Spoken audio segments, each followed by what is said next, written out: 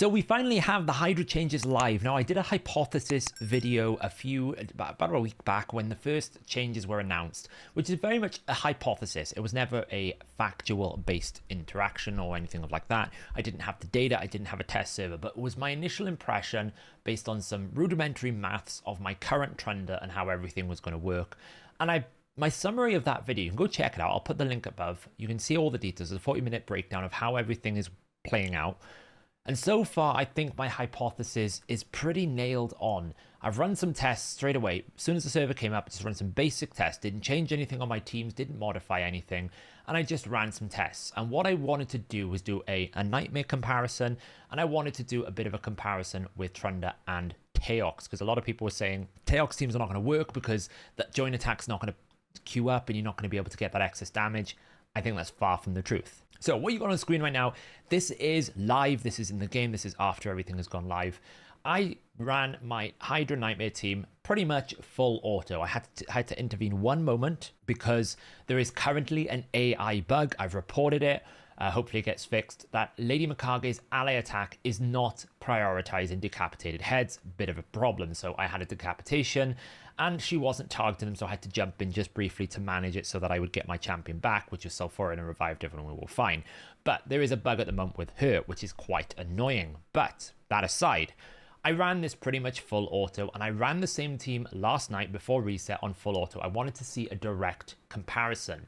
Now, I got to about turn 940 before effectively the AI for Mikage was causing the consumption to be too much of a problem. I got two of the worst situations, which I advocated for modifications when I was doing all these videos about how can we save Hydra. The two things I said needed to be improved was the Suffering Head, where it consumes you for 2 turns, takes an extra turn, you lose your champion. And that Life Barrier was prioritized over Consumption Counter. And these two now are even more important because of the consumption changes. The reason why I lost and then didn't get to 1,000 turns is because the Mischief Head got a Life Barrier, and I had to kill the Life Barrier before I could kill a huge, humongous consumption HP bar, which was not ideal.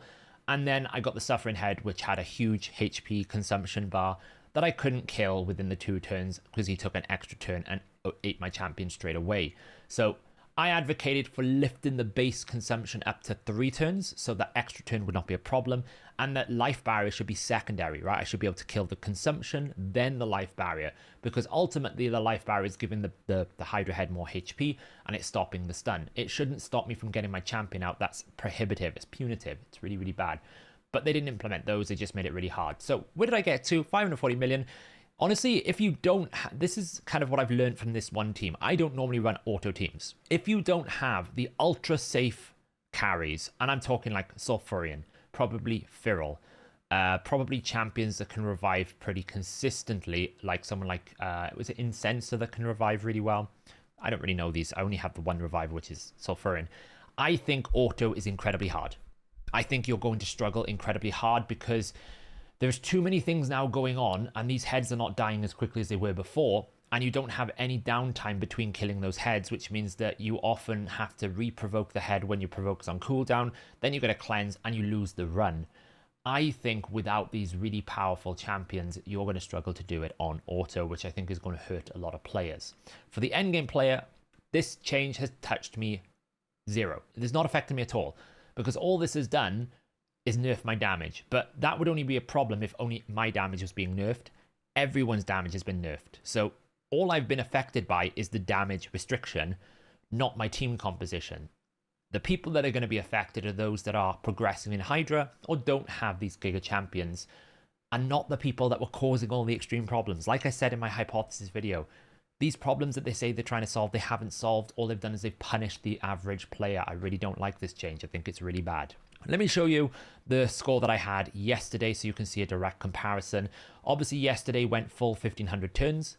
That's always going to cause a 3rd damage reduction. It's always going to happen. But just to show you that it doesn't really feel like I've lost too much, I will pull that up. So you can see here, I did a 1.19 billion, pretty much on par with the same damage numbers. Nobody really affected. The difference mainly was I was having to run significantly less. Now, I will say that Sulfuran has had a little bit of a boost. Why? Because the burns are active more often because heads are dying less. So that's always an advantage. And of course, Marius is going to be a little bit more effective because enemy max HP on the decapitated heads no longer is capped, right? In the sense that I can get double the amount on his A2, which means that where before I was capped at like 300,000, 400,000 per hit, now I'm at 600,000, 500,000. I get twice as much damage, which is really good. So he's going to be stronger only on those decapitation head. I don't actually think that enemy max HP now is almost like the preferred go-to route, because there is a finite amount of damage you can do to decapitated heads. So if you're Teox plus Ninja, or your Teox plus Quintus, or your Teox plus someone Toshiro, or your Teox plus Onryo already does 10 million damage, then why would you bring an enemy max HP to something that you can't do more than that damage? I don't really see the value in it. But for someone like Marius, who just pumps out loads of AoE damage anyway, it's just a nice little perk. But it's about a 1.19 billion. Right now, I'm now going to be doing 540 million. I think I will end up not changing this team because I think it's pretty competitive, right? I feel like this is about good estimation. I think everyone's teams are going to be about half the damage they were dealing across the board. So if your current team is doing about half the damage, then you're probably doing what you would have done before, and it's going to be comparative to everyone else, depending on the team, of course. Yannicka, we know, is dead. Permataunt, we know, is dead. Trunda, I don't think is dead. We're going to go through these different options now. Now, one of the things I just want to quickly mention is there were some people, by the looks of it, that were able to game the system a little bit. They said they were gonna put these changes live for this clash. I think a few people have been able to find a way that if you start your key before clash and then you run it over the maintenance window and then you save it afterwards, you will get it contributing towards clash. So if you see a couple of crazy Trunda teams or a couple of crazy Yannicka teams, I'm going to guess it's because they were able to manipulate the maintenance window because they were quite late with the maintenance window. Basically, they didn't do it in time before Hydra Clash started. Now, let me run through some tests here with Trunda just to show you why I was saying I don't think it changes much, right? We've got Trunda. I always run mine on hard just because I don't have the double Yumiko, so this is not the ideal team. But you'll see how kind of it doesn't really change anything. All you have to kind of do is stagger your A2s a little bit more, which if you're not running double Yumiko, is probably what you were already doing anyway. And expect, as I said before, all the damage is going to be lower. Now, what I will recommend people do is start with A3. Why? Because you get this passive. This passive gives you 50% damage when you place a burn over the round, right? So you're going to need to do it twice. There you go. I've got now 40% more attack in my team. Let's go and reset and then kill this fear head so we don't have to deal with that. Now we've set up a head that we can hit. So we're hopefully going to be able to get the debuffs out again. We want to avoid hitting the Wrath head. Provoke's kind of annoying. I don't think she's got a provoke right now, which is great. So now I can just basically hit an extra turn. And this is going to be suboptimal. Why? Because I don't have decreased defense. But it still allows me to kill every single head. I've done 23 million in one hit. And then I go, okay, well, now I've got some time. We've only got one head alive, so I can reset. I can set up my debuffs. I've got 2 turns, plenty of time. You know, they're not going anywhere. Set up my debuffs. The only thing that it can cleanse is itself. Not really a problem. Reset. I need to do one more reset, and then I can go. So we need to wait one more turn. I also need to do one more set of burns, so that's something I have to be mindful of. I don't want to A3 at this point, because I don't actually want to kill the head. See, this head is going to respawn, which is actually a problem. So this is where you need to be careful. You need to find the heads. What I should have done was A1 the head that's alive, so that I didn't consume it. Now I'm going to do this. I'm going to hit A2. 51 million. So I've done 50 million damage in 4 turns. And now you'd be saying, okay, well, this is not that manageable, because how do you do it over multiple turns? Well, you know, it's not that much of a problem, because now I can just wait for the suffering heads and all these serpents. I kill 2 at one time, so I only have to wait for 2. There's 1. So now I've only got 1 head. And do you know what? If I don't kill the suffering head, it's not really a problem. All we do is we wait. I should have A3'd there, actually, so that I had it available. So I can A3 now. Probably better to A3 at this point. So I get my attack up. I reset the duration. Let's just reset this. Go. We can put decreased defense. We might as well do this. Try to kill the head of Wrath. Get it set up nicely. So we can either... We're going to wait. We're just going to kill this head first, because I want to wait for all 3 heads to be down. We set up the decreased defense. Now, ideally, if you really want to min-max this, what you want to do is try and get the heads as low as possible so that you can get as much excess damage. But again, look, we don't really care about this Serpent's Will. I'm just going to find the head. I'm going to pick probably the head on the right because it hasn't got cursed. Whack this. There you go. That's another 50 million. Trunda is not dead because they just don't understand the fundamental point of how Trunda works, which is excess damage. It should be fixed. So even though it's going to slow me down, it's not going to do 10 billion like it normally does. It might only do 1 billion, but that's still going to be a 1 billion hard key that I don't know if anyone else is going to be able to compete with, fundamentally, because you can get this burst far quicker, right? I only got one Serpent's Will back right now. So right now, we're just waiting. So we're just going to chill out. We're going to burn the heads maybe. As long as we don't get a Wrath, we're okay. We might as well hit this head over here. That was actually not ideal, right? So this is why I said you just need to find the way to do it. This is why full auto testing by playing was not good, because I shouldn't have reset the turn meters there, because there's actually, I need to wait for these Serpent's Will, and I'm risking the Wrath head.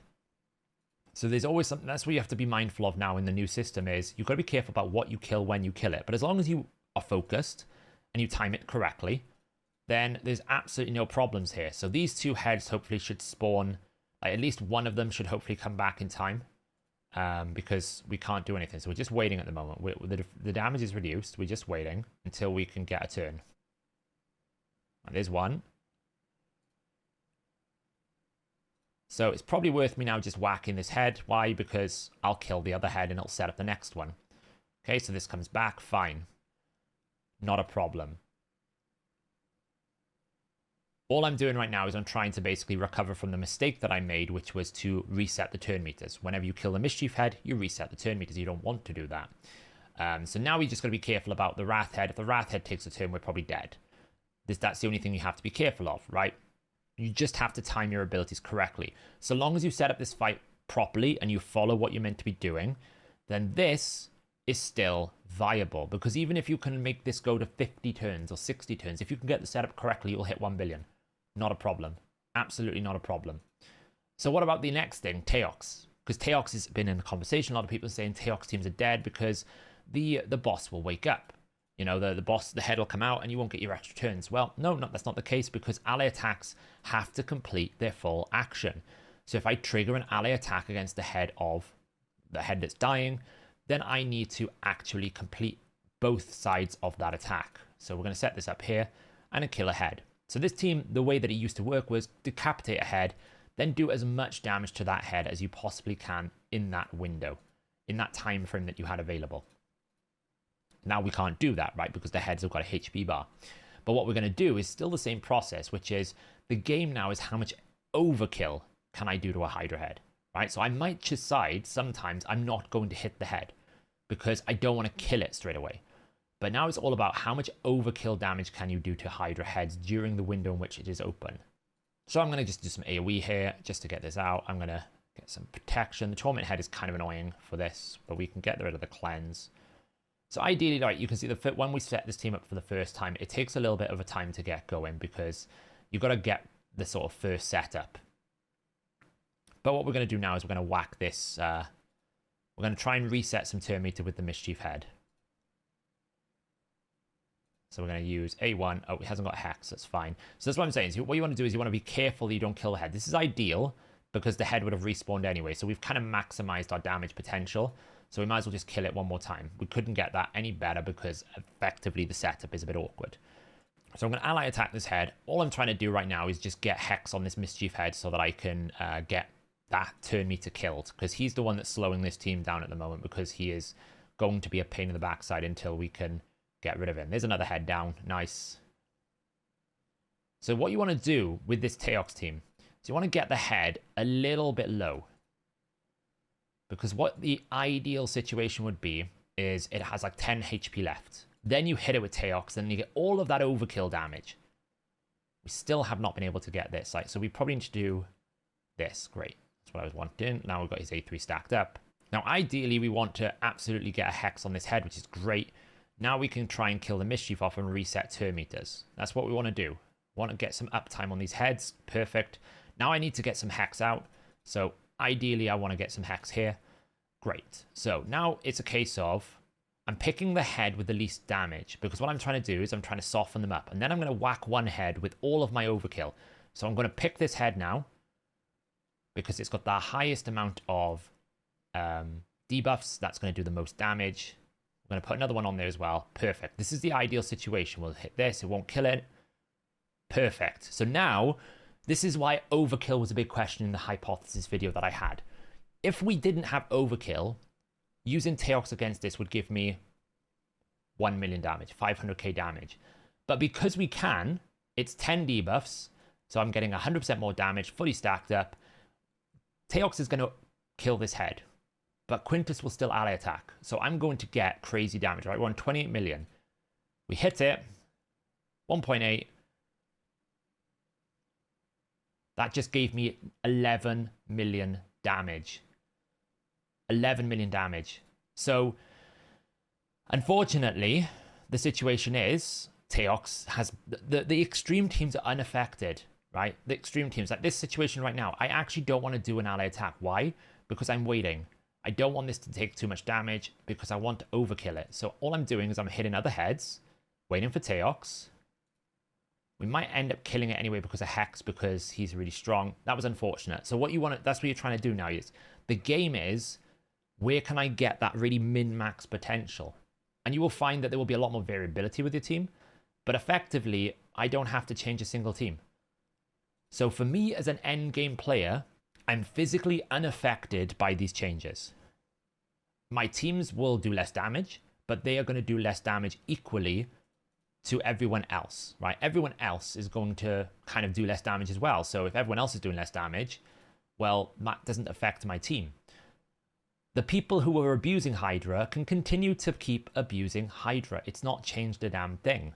However, everyone else is now going to have to suffer the consequences of Serpent's Will, extra consumption challenges, and all these other things that are going to make their lives significantly harder, make their auto teams probably less, just because of the end game, and they haven't solved the end game. That's what my hypothesis was, and this is kind of like instantly proving it to me. I haven't even changed a single thing.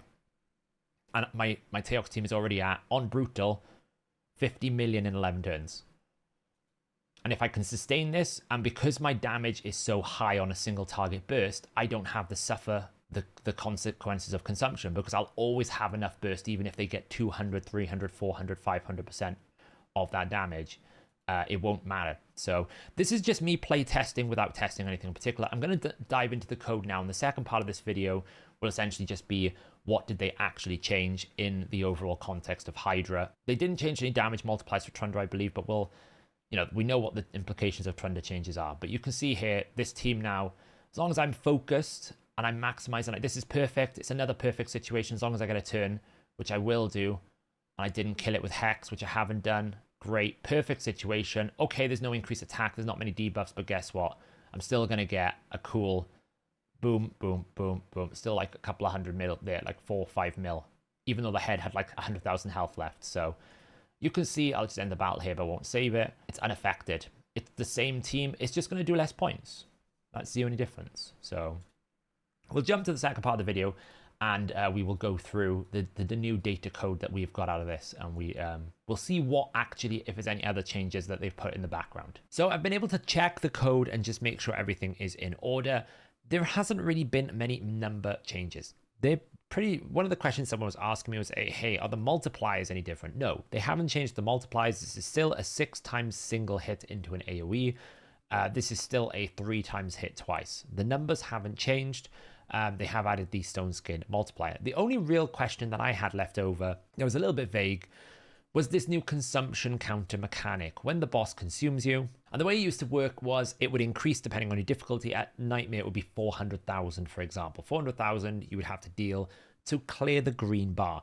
The new system now, once you hit 2-turn consumption, once you hit the floor of the consumption counter, is going to add more health, right? It's going to add more value to that number. And the number was unknown. I didn't know what the number was going to be. I've been able to check the code, and unfortunately, it doubles every time. So the first consumption you get, 5 turn, 400k on Nightmare. The second one, 500k. The third one, 500k, right? This goes from 5 turns, 4 turns, 3 turns. The first 2 turns will be 400k. So after 4 consumptions, you will then start doubling the amount of damage you need to do. So the next time is now 800,000. The next time is 1.2 million, 1.6 million, 2 million, 2.4 million. That's the way that it's going to work. It's going to double every single time. So realistically, the 1,000 turn limit probably doesn't matter, because it's very unlikely that you were able to keep up with it if you're an average player. The only teams that are going to be able to do this is if you've got someone like a Teox or someone who hits incredibly hard on a single target to break those shields. It's going to add every single time, double up every single time. That's the way it's going to work now. So I guess we'll have to see what is going to happen. I'm really curious to see if anyone pops any Trunda teams. We've seen some people exploit the system where they started the team beforehand and then they brought it over. If you've been affected by that, hopefully play and do something about it. We're seeing here some teams. Look, this is a brutal team with Marius, 6-star Siffy, 2.6 million, 260k. This is the hard team. The Nightmare team's done 300, pretty respectable. These are pretty respectable numbers so far. We haven't seen any Trunda teams yet, though. Maybe people are still figuring it out. This is 360. I know my Nightmare team can do 500 to 600k, depending on RNG and depending on how much luck. If I manual it, I'll probably do better. But yeah, we are going to see more respectable numbers. This is one of the ones I was on about here where they've tried to run it. Clearly, they did it differently. I mean, maybe not, because it's 1.61 billion. Wait, where is the damage coming from? The numbers don't make sense here. Why is that saying 1.1? I don't even understand this one. That just seems to be broken. I'll have to clarify that with the guys over at Player, and that number just doesn't seem right. That seems bugged to me. But yeah, we're starting to see some more respectable numbers. Now, as long as you can get yourself a 300 million Nightmare key, you're probably going to get top reward. My overall summary is this is going to hurt the average player more than it's going to hurt the Kraken, and it was the Kraken that was creating the problem. We'll have to see what the big picture is, but I'm going to leave it there for this video. My team's unaffected. Trunda, I still think, is going to be the #1 team unless Onryo can get more consistency. I still think Teox is one of the best champions in the game for Hydra specifically. I think that team is still valid. And if you've got one of those extremely good brute force champions like a Sulfurian that can just keep your team permanently live, then you can auto. If not, you might find auto incredibly hard. I'm not too happy with this update, I'll be honest. I am one, you know me, guys, I advocate very strongly for balance. This, to me, was punishing everyone for a few people's exploitive behaviors. Not that it's their fault. Exploits don't necessarily mean that someone's cheating. It's someone managed to find a really cool way of breaking the game, and now we're all paying the price for it. Well, I'm not. You guys are paying for the price of it, right? I felt like I was forced to do the Trunda team because everyone was doing the Trunda team, and if I didn't, my clan was losing out. But I'm part of the problem as well. I used that team. I exploited it. Player had to fix it. I never did the Wixwell Yannicka team. That was a whole nother thing. But people were forced to do it. Now we're paying the price for it because Player have decided that everyone must be paying the price for those teams rather than just nerfing those two champions. So that's where we're at. I don't know if there's anything we can do. Ideally, I'd like them to give some perks back, maybe pull back this consumption. Maybe it only is double. Honestly, I don't really see the need for double extension of the consumption. It's just punishing the average player. I don't really feel the need for it. It's not affecting me whatsoever. I probably can run all the way to the end with my teams. We'll see what happens. But let me know in the comments below, guys. How are your teams performing after the nerf to Hydra? How is it looking on your end? And I will catch you guys in the next video.